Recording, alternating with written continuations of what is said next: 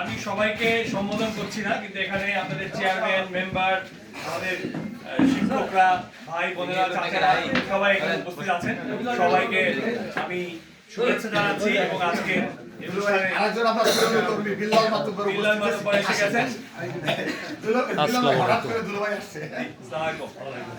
অবশ্যই বক্তব্য রাখবেন।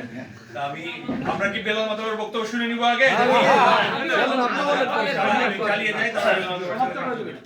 যাই হোক, যে কথা বলার জন্য আমি এসেছি আপনাদের কাছে, প্রথম কথা হলো যে শামা ওবাইদকে আপনারা চেনেন। শামা ওবাইদ আপনাদেরই মেয়ে, আপনাদেরই এলাকার সন্তান। আজকে 17 বছর ধরে সে এখানে সংগ্রাম করছে। আর শামা ওবাইদ কার সন্তান? শামা ওবাইদ কে ওবাইদুর রহমানের সন্তান, যার সাথে আপনাদের এখানকার মানুষের নারীর যোগাযোগ রয়েছে। এবং আজকে যে নগরকান্দার এই অবস্থা, নগরকান্দার যে উন্নতি, নগরকান্দার মানুষ যে ঢাকা শহর এবং পৃথিবীর বিভিন্ন জায়গায় ছড়িয়ে ছিটিয়ে আছে, তার একটি বড় কারণ কিন্তু কে ওবাইদুর রহমান সাহেব। এবং শামা ওবাইদ যদি এই নির্বাচিত হয়ে আসতে পারেন, দেখবেন এই নগরকান্দাকে নতুন উচ্চতায় ইনশাআল্লাহ নিয়ে যেতে পারবে। এখানে আমাদের অনেক ইয়াং ভাই বোনরা আছে, এখানে অনেক কিছু করার সুযোগ রয়েছে, নগরকান্দায় অনেক কিছু করার সুযোগ রয়েছে। নগরকান্দার যাতায়াত ব্যবস্থা আরো উন্নত হওয়ার সুযোগ রয়েছে, নগরকান্দায় টেকনোলজি অবস্থা আরো উন্নত হওয়ার সুযোগ রয়েছে, নগরকান্দায় হসপিটাল এবং সেবামূলক কাজকর্ম আরো এখানে বাড়ানোর অনেক পরিধি রয়েছে, ইন্ডাস্ট্রি করার সুযোগ রয়েছে। এই সব কিছুই করা সম্ভব যদি শামার মতো একজন আধুনিক মনমনের মানুষ, যার ঢাকা শহরে যিনি সাংগঠনিক সম্পাদক, এবং যদি বিএনপি জিতে যায়, বিএনপি যদি ক্ষমতায় আসে, শামা যদি নির্বাচিত হয়, তাহলে শামার একটি ভালো পজিশন ইনশাআল্লাহ আমরা আশা করব যে শামার একটি অত্যন্ত ভালো পজিশন এই সরকারের মধ্যে থাকবে এবং এই সরকারের আনুগত্যে সে অনেক কিছু এই এলাকায় নিয়ে আসতে পারবে। শামাকে আগে নির্বাচিত করতে হবে। কাজেই নির্বাচন নিয়ে আমি আপনাদের সাথে খোলামেলা কিছু কথা বলি। নির্বাচনের ব্যাপারে আমার কিছু অভিজ্ঞতা আছে। আমি 2008 থেকে নির্বাচন করছি এবং আমার পরিবার থেকে প্রতি বছর 2টি নির্বাচন করতে হয়। এই 2টি নির্বাচন করার কারণে আমার অভিজ্ঞতা কিছু আছে। আমি নিজেও একজন নির্বাচন করি আমাদের বিজিএমই এবং ব্যবসায়িক যে সংগঠনগুলো আছে সেখানে। সেটি একটি ভিন্ন চিত্র এবং সংসদ নির্বাচন একটি সম্পূর্ণ ভিন্ন চিত্র।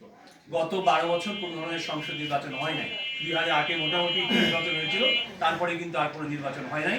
2014-তে আমরা যে নির্বাচনটা করেছিলাম, সেই নির্বাচন 2014-তে হয় নাই, অটো নির্বাচন হয়েছে। কিন্তু আমরা এখানে নির্বাচন করেছিলাম, সেটি হলো মানে 2014-তে আমরা নির্বাচন করেছিলাম যে 2জন চেয়ারম্যান নির্বাচিত হলো, তাই না? উপজেলা চেয়ারম্যান, একজন ওয়াহিদ চেয়ারম্যান হলো, একজন সাথা থেকে শাহিদ হলো। দুজনে কিন্তু আমাদের ক্যান্ডিডেট ছিল। ওয়াহিদ তখন বিএনপি করতো, এবং ওয়াহিদকে জিতানোর পিছনে আমাদের প্রচুর পরিমাণ হাত রয়েছে। আপনারা জানেন আমরা মিলে তখন কি পরিমাণ কাজ করেছি। নির্বাচনের ব্যাপার হলো, নির্বাচনে আমাদের ভোটের অঙ্কটা বুঝতে হবে। আমাদের এখানে জয়ঝাপ এরিয়াতে 3200 না 3500 ভোট আছে, তাই না? একটি কেন্দ্রে। এটা কিন্তু একটু অনেক বড় ব্যাপার। এখান থেকে আমরা যদি 2200 কিংবা 2500 ভোট কাজ করাতে পারি, এটি একটি অনেক বড় ঘটনা।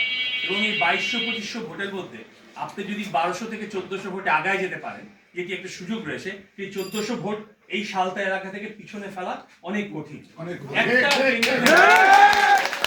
একটা কেন্দ্র থেকে 1400 ভোটে 1500 ভোট, কিংবা আপনারা যদি সবাই পরিশ্রম করেন, আমরা 1800 পর্যন্ত এখানে ভোটে আগায় যেতে পারবো। আমরা সব ভোট পাবো না, সব ভোট কাস্টিংও সম্ভব না, কিন্তু আমাদেরকে দেখতে হবে পজিটিভ দিক কোনগুলো। পজিটিভ দিক কোনগুলো হলো, সেখানে হলো এখানে জয়ঝাপের বহু মানুষ। আমি জানি আমরা অনেক দল করি, কিন্তু অনেক দল করলেও এবার আমরা সব শামা ওবাইদের পিছনে আমরা সংঘবদ্ধ আছি। আছি কিনা বলেন? আমরা যে দলই করি, এখানে বিএনপি শক্তিশালী, এখানে আওয়ামী লীগও শক্তিশালী ছিল। কাজেই আমাদের মনে রাখতে হবে আমরা এখন সব লীগ এক হয়ে গিয়েছি। কাজেই আমাদের এখানে এখন কোনো লীগ নই, এখানে আমরা চাই যে নগরকান্দার মানুষের উন্নতি যেটাতে হবে সেটাই লীগ।